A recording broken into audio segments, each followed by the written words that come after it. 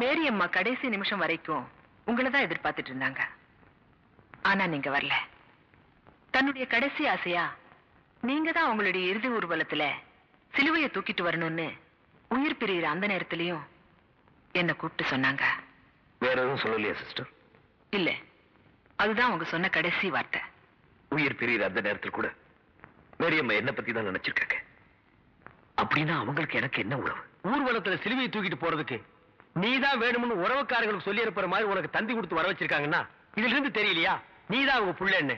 சிலுவையை தூக்கிட்டு போறது நம்மள கொள்ளி வைக்கிற மாதிரி இல்லையா சிஸ்டர்? நீங்க வந்ததுல இருந்து பாத்துட்டு இருக்கேன். உங்க பேச்சும் போக்கும் எதுவுமே சரியில்லை. எந்த இடத்துல யார பத்தி என்ன பேசுறோங்கிறது கொஞ்சமாவது யோசிச்சு பேசணும். மேரியம்மா மாதிரி ஒரு புனிதமான துறவிக்கு சிலுவையை தூக்கிட்டு போற வாய்ப்பு உங்களுக்கு கிடைச்சிருக்கு. அதை நினைச்சு பெருமை பண்ணுமே தவிர இப்படி அனாவசியமா வாய்க்கு வந்தபடி பேசுறது ரொம்ப தப்பு. சிஸ்டர், 25 வருஷமா அப்பா அம்மா இல்லைன்னு நினைச்சு வாழ்ந்துட்டு இருக்கிற ஒரு அனாதைக்கு இப்படி இப்படி ஒரு தந்தி வந்தா அவன் என்ன எதிர்பார்ப்போட வருவான்னு என் நிலைமையில இருந்து கொஞ்சம் யோசிச்சு பாருங்களேன். சொல்லுங்க சிஸ்டர், முன்ன பின்ன அறிமுகம் இல்லாத இந்த அனாதையை கூப்பிட்டு சம்பந்தம் இல்லாம சிலுவை தூக்கிட்டு போடான்னு சொல்லிட்டு செத்துருக்காங்கன்னா அவங்களுக்கு எனக்கு எந்த விதமான சம்பந்தம் இல்லைங்கிறீங்களா? இல்ல இதுக்கு மேல அவங்க வேற ஏதாவது சொல்லி அதை எங்ககிட்ட சொல்லக்கூடாது நீங்க மறைக்கிறீங்களா? ஓ காட், நீங்க ரொம்ப குழம்பி போயிருக்கீங்க. உங்களுக்கு எப்படி புரிய வைக்கிறதுன்னு எனக்கு தெரியல. மேரி அம்மாவுக்கும் உங்களுக்கு என்ன சம்பந்தம்னு அவங்க சொல்லல.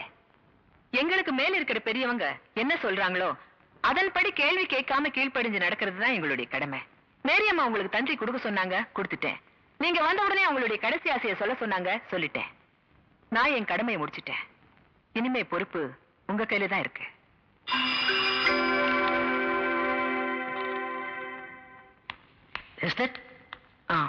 இவங்களுக்கு நம்ம கெஸ்ட் ஹவுஸ்ல தங்கறதுக்கு ஏற்பாடு பண்ணுங்க. சரிங்கம்மா. அம்மாவை அடக்கம் பண்றதுக்கு நேரம் இருக்கு. அவங்களுடைய கடைசி ஆசையை நீங்க நிறைவேற்றுவீங்கன்னு நம்புறேன். உங்களுக்கு எந்த ஊரு? ஏன் கேக்குற? இப்பதானே இந்த ஆசிரமத்துக்கு வந்திருக்கீங்க. போ எல்லா விஷயம் புரிஞ்சுக்கிறீங்க. அப்படி என்னப்பா இந்த ஆசிரமத்துல அதிசயம் இருக்கு? நிறைய இருக்கு. அது எனக்கு ஒருத்தனுக்கு தான் தெரியும். உங்களுக்கு திண்டுக்கல் சகாயத்தை பத்தி தெரியுமா? திண்டுக்கல் கசாயத்தை பத்தி எனக்கு தெரியாதுப்பா. கசாயம் இல்ல, சகாயங்கிற மனுஷனை பத்தி தெரியுமா? சகாயங்கிற பெரிய வெங்காயமா?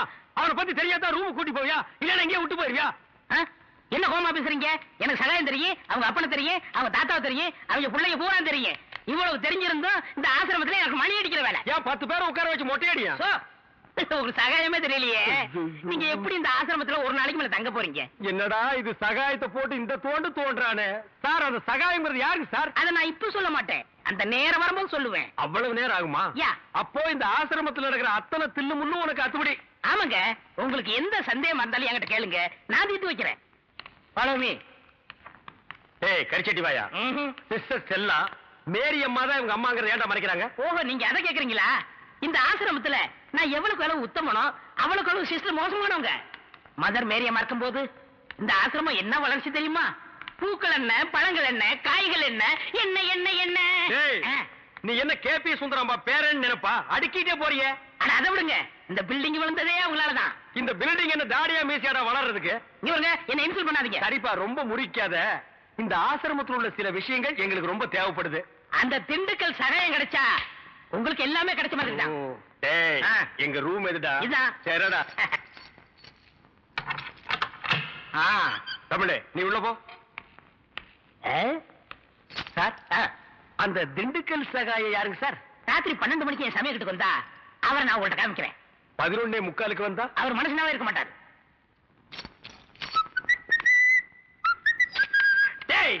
அந்த திண்டுக்கல் சகாய யாரா? ராத்திரி 12 மணிக்கு வாங்க. அந்த திண்டுக்கல் சகாய யாரு? ராத்திரி 12 மணிக்கு வர சொன்னல. 12 மணிக்கு வரேன்டா நானு. வா வா.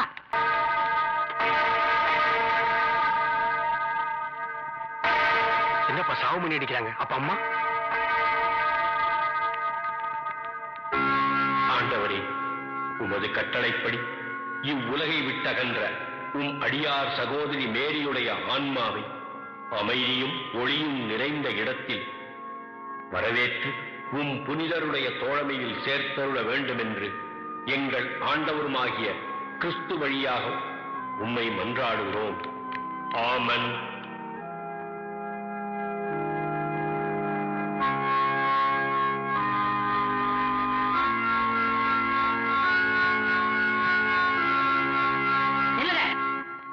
ஒருத்தர போங்க. எல்லாரும் பார்வைக்கு அம்மாவை சரிச்சில கொண்டாந்து வைப்பாங்க. அங்க போய் பாத்துக்கங்க. வழி விடுங்க. இறுதி ஊர்வலத்துக்கு இன்னும் டைம் இருக்கு. அதுக்கு வேணுங்கிற ஏற்பாடுகளையும் பண்ணுங்க சிஸ்டர். சரிங்க. போங்க. அவ்வளவுதான். கதவு மூட போறேன். தள்ளுங்க. உங்களுக்கு ஒரு தனி சொல்லணுமா? சரிக்கலை பாத்துக்கங்க. அது தெரியாது எங்களுக்கு. ஊருக்காரங்க ஒருத்தர் வேடிக்கை பார்க்கத்தான் எங்களை ஸ்பெஷலா தந்தி கொடுத்து வர வச்சாங்களா? சொன்ன முடியும். நில்லுங்க நில்லுங்க. போ, ஏன் நீ தடுக்கிற? இங்க சிஸ்டர் ஸ்டெல்லா யாரு? அவங்க தான் சிஸ்டர் சுப்பீரியர். இப்ப அவங்க பிஸியா இருக்காங்க. ஆபீஸ்ல வெயிட் பண்ணுங்க. அப்புறம் தான் பார்க்க முடியும். நீ யார்கிட்ட பேசுறது புரியுதா? அவங்க அம்மா பார்க்க வந்திருக்கான். மேரி அம்மா மத்தவங்களுக்கு எல்லாம் அம்மா மாதிரி, இவனுக்கு அம்மாவே தான். புரியலையா? பெத்த அம்மா.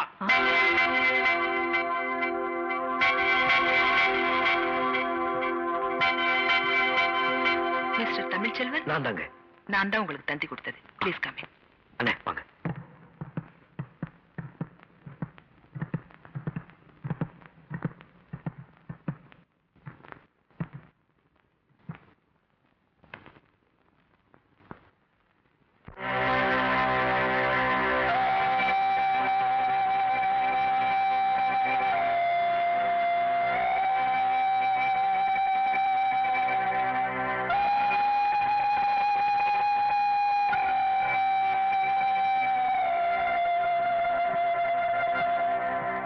எக்ஸ்கியூஸ் மீ,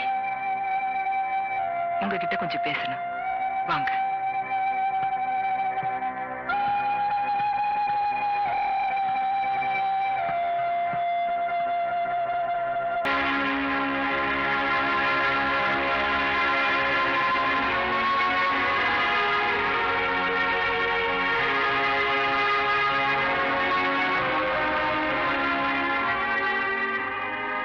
ஜாதி மதங்கிற பேரால வியாபாரம் பண்ணிக்கிட்டு இருக்கிற அரசியல்வாதிங்க இருக்கிற இந்த நாட்டுல ஜாதி மதம் வித்தியாசம் பார்க்காம சேவை செஞ்சுக்கிட்டு இருந்தாங்க நம்ம மேரி அம்மா.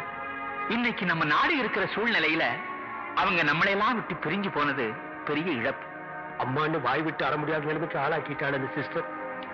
மூணாவது மனுஷனாட்ட ஊரோ ஒருத்தர் நின்று வேடிக்கை பார்க்கிற நிலைமைக்கு ஆளாயிட்டுமே. இருந்தாலும் ஒரு வகையில் நீ கொடுத்து வச்சோம்ப்பா. உனக்கு எப்பேற்பட்ட தாய் கிடைச்சிருக்கா பாத்தியா? உனக்கு துரோகம் செஞ்சிட்டாலும் இந்த ஊர் உலகமே பார்த்து பெருமைப்படுற அளவுக்கு தான் அவங்க வாழ்ந்திருக்காங்க. உன்னை பிரிஞ்சு இந்த நிலைமைக்கு அவங்க ஆளானதுக்கு அவங்க வாழ்க்கையில என்ன பிரச்சனையோ, யார் காரணமோ,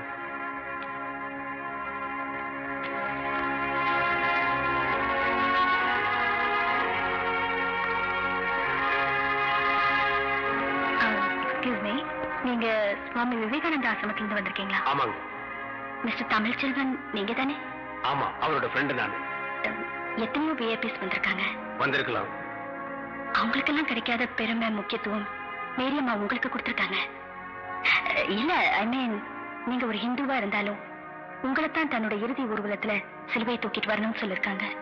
ஆமா. அந்த அளவுக்கு அன்பும் மரியாதையும் உங்களுக்கு கொடுக்கணும்னா அதை பத்தி நீங்க என்ன நினைக்கிறீங்க? மேரியம்மா பத்தி உங்க ஒப்பீனியன் சொல்றீங்களா? சரியான கேள்வி. வாங்க, கேட்க வேண்டிய இடத்துல தான் கேக்குறீங்க. ஒப்பீனியன் என்னங்க? நாங்க உண்மையை சொன்னா தான் இங்க யாருமே ஒத்துக்க மாட்டேங்கிறாங்களே. அண்ணே கொஞ்சம் சும்மா இருக்க மாட்டீங்க? நாங்க என்ன நினைக்கிறோமோ அதை இங்க சொல்ல முடியலீங்க. நாங்க இப்ப சொல்ற நிலைமையில இல்ல. வாங்க.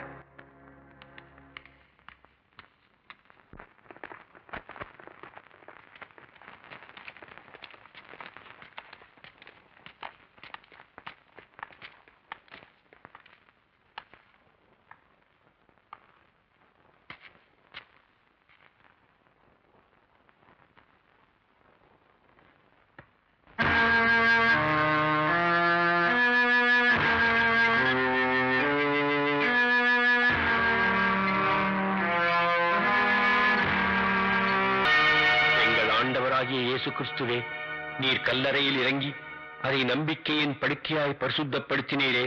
உயிர்த்தெழுதலும் ஜீவனமாயிருக்கும் உம்மிலே இந்த சகோதரி இளைப்பாறுகிறார் என்று நாங்கள் நம்புகிறபடியே இவருடைய சரீரத்துக்கு இக்கல்லறையை இளைப்பாறும் இடமாக்குவதற்கு உம்மை வேண்டிக் கொள்கிறோம்.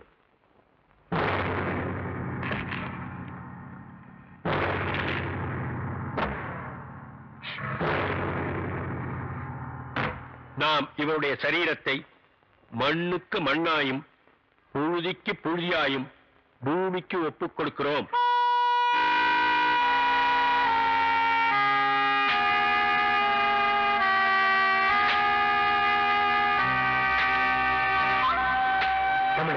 இந்த பாரு, எவனோ வந்து மண்ணள்ளி போட்டு போறான். பெத்த மகன் நீ, உனக்கு இல்லாத உரிமையா? பிடிவாதம் பண்ணாத தமிழ். அன்னைக்கு அவங்க உன்னை கருவிலேயே ஒதுக்கி இருந்தாங்கன்னா இன்னைக்கு நீ இந்த கல்லறையில வந்து நின்று இருக்கவே மாட்டேன். அண்ணே, என்னை பொறுத்த வரைக்கும் எங்க அம்மா செத்து எத்தனையோ வருஷமாச்சு. நான் பிறந்தப்பவே அவங்க இறந்துட்டாங்க. என்னோட இதயத்தில் நான் அவங்களை எப்போ புதைச்சிட்டேன்.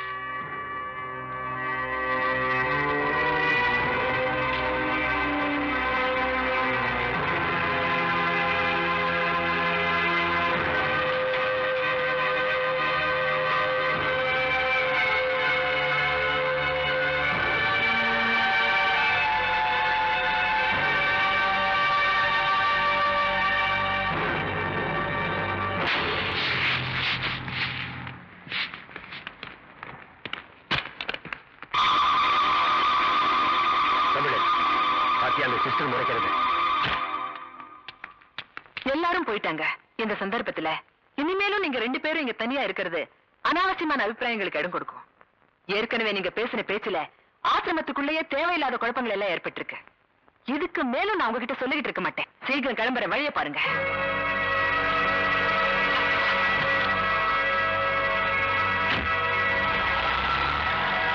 நீங்க எத்தனை தடவை கேட்டாலும் எனக்கு தெரியாது தெரியாது தெரியாது. இதுக்கு மேலும் என்ன தொந்தரவு பண்றது நல்லா இல்ல. தன்னுடைய கடைசி ஆசையா மதர் மேரி என்கிட்ட என்ன சொல்லிட்டு போனாங்களோ அதைத்தான் நான் உங்ககிட்ட சொல்லிட்டு இருக்கேன். இதை நாங்க நம்ப தயாரா இல்ல. அவங்க வேற ஏதோ சொல்லிருக்காங்க, ஆனா நீங்க மறைக்கிறீங்க. தம்பி, நீங்க பேசுறது உங்களுக்கே நல்லா இருக்கா? ஃபாதர், மேரி அம்மா உயிரோடு இருந்தப்போ நான் தான் அவங்க மகன் எல்லாருக்கும் முன்னாடி சொல்லிக்க முடியாத சூழ்நிலை. இப்ப சாக போற நேரத்துல அந்த உண்மையை என்கிட்ட மட்டும் சொல்லிட்டு சாகலான்னு பிரியப்பட்டிருக்காங்க. அதுக்காக எனக்கு தந்தியை கொடுத்து வர வச்சிருக்காங்க அப்படின்னு நான் நினைக்கிறேன்ல. மேரி அம்மாவை போல ஒரு புனிதமான துறவிய இப்படி எல்லாம் அவதூறா பேசாதீங்க. சிஸ்டர், ஒரு பிள்ளைக்கு சமுதாயத்துல அங்கீகாரமே அவங்க அம்மா அப்பா யாருங்கிறதுதான். மேரி அம்மாவுக்கு இப்படி ஒரு பிள்ளை இருக்கலாமான்னு நீ கொஞ்சமாவது யோசிச்சு பாத்தியா துர்கா? இருந்தா என்ன? என்னம்மா சொல்ற சிஸ்டர்? நீங்க கடவுளா கும்பிடுறீங்களே இயேசுநாதர், அவங்க அம்மா கூட முறைப்படி கல்யாணம் ஆகிறதுக்கு முன்னாலேயே தாயானவங்க தான். சிஸ்டர், தாய்மைங்கிறதே புனிதமானதுதான். இதுக்கு மேலையும் நீங்க இப்படி பேசுறத என்னால அனுமதிக்க முடியாது. சிஸ்டர், நீங்க ஒரு கன்னியாஸ்திரி. அதனாலதான் பெத்த பாசம் என்னங்கிறதும் பிள்ளை பாசம் என்னங்கிறது உங்களுக்கு தெரிஞ்சிருக்க நியாயம் இல்ல. ஆனா அதுங்கிற அவமானமும் அதுல இருக்க கஷ்டமும் அனுபவப்பட்டவங்களுக்கு தான் தெரியும். இப்படி எல்லாம் பேச விட்டு வேடிக்கை பார்க்கத்தான் நீ இவங்களை எல்லாம் கூட்டு வந்திருக்கியா? நான் தான் மேரி அம்மாவோட பையன் இப்படி ஒருத்தர் வந்து நிக்கிறப்போ அது என்ன ஏதுன்னு ஒரு முடிவுக்கு வராம நான் எப்படி மேரி அம்மாவோட வாழ்க்கை வரலாறு எழுத முடியும்? அவங்க கேட்கிற கேள்வியில எனக்கும் பங்கு இருக்கு. உங்களை மாதிரி தானப்பா இவங்களும், உங்களுக்கு தெரிஞ்சா தானப்பா சொல்லுவாங்க. ஃபாதர், மேரி அம்மாவுக்கு பிறகு இவ்வளவு பெரிய ஆசிரமத்துக்கு பொறுப்பேற்றுக்கிட்ட இவங்க ஊர்வலத்துல வந்து அத்தனை பேரை பத்தியும் கட்டாயம் தெரிஞ்சிருக்கணும். என்ன கல்லறையில வந்து தாகிர் போட கும்பலை பத்தி உங்களுக்கு நல்லாவே தெரியும். அதுக்கு இவங்க பதில் சொல்லி ஆகணும். மேரி அம்மா தான் உங்களுடைய அம்மாங்கிற பைத்தியக்காரத்தனமான பேச்ச நீங்க எங்கிட்ட பேசின மாதிரி பொதுமக்கள் மத்தியில எங்காவது பேசிருப்பீங்க. அதனாலதான் அந்த அம்மாவுடைய அபிமானிங்க யாராவது உங்களை அடிச்சிருப்பாங்க. இந்த மாதிரி எல்லாம் எதுவும் நடக்க கூடாதுன்னு தான் நான் உங்களை இந்த ஊரை விட்டே கிளம்ப சொன்னேன். ஆனா நீங்க கேட்கல. கேட்க மாட்டோம். அங்கதான் வில்லங்கமே ஆரம்பம். நீங்க என்னதான்பா சொல்ல வர்றீங்க? சாக போற நேரத்துல மேரி அம்மா என்ன பத்தி தன்னை பத்தி சொல்லிட்டு போன ஒரு கசப்பான உண்மையை மறைக்கத்தான் அவங்களோட அபிமானியான இவங்களே ஆளை வச்சு அடிச்சு என்ன ஊரை விட்டே துரத்த முயற்சி பண்ணாங்க. Shut up. கண்ணியமான ஒரு அம்மாவை இந்த பூமியில இறக்கி இன்னும் ஒரு நாள் கூட ஆகல. அதுக்குள்ள அவங்களை அவதூறா பேசி அவமானப்படுத்துறீங்க. நீங்க இந்த ஆசிரமத்துல இருப்பீங்களோ இல்லையோ அத பத்தி எனக்கு கவலை இல்ல. ஆனா இனிமே எனக்கு தொந்தரவு கொடுக்காதீங்க. Good bye.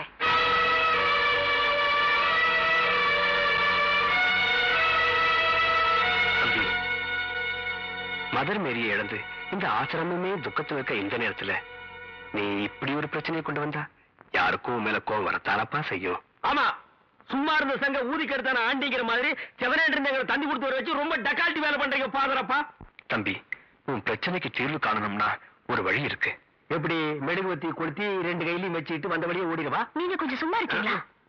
என்ன வழி ஃபாதர்? மதர் மேரி சாகிறதுக்கு முன்னாடி அவங்களுக்கு பாவ மன்னிப்பு ஜெபம் பண்ணவர் பிஷப் தான். ஒருவேளை அவர்கிட்ட மதர் உண்மையை சொல்லிருக்கலாம். நம்ம பிஷப்கிட்ட போய் கேட்போம். பிஷப்பா, பேரை கேட்டாலே பயமா இருக்கு. அவர்தான் அந்த கூட்டத்துக்கே தலைவரா? இல்லமா பிஷப். நீங்க நினைக்கிற மாதிரி இல்ல. பிஷப் எனக்கு தெரியும். அவர் ரொம்ப நல்லவர். மதர் மேரியை பத்தி நான் எழுதணும்னு ஆசைப்பட்டப்போ அவர்தான் என்ன உற்சாகப்படுத்தி பர்மிஷன் கொடுத்தாரு. நிச்சயம் அவர் நமக்கு ஹெல்ப் பண்ணுவாரு. நாளை காலையில நானே உங்களை பிஷப்கிட்ட கூட்டு போறேன். இப்ப எதை பத்தியும் கவலைப்படாம அவங்க ரூம்ல போய் நிம்மதியா படுங்க. Okay, good night. God plus.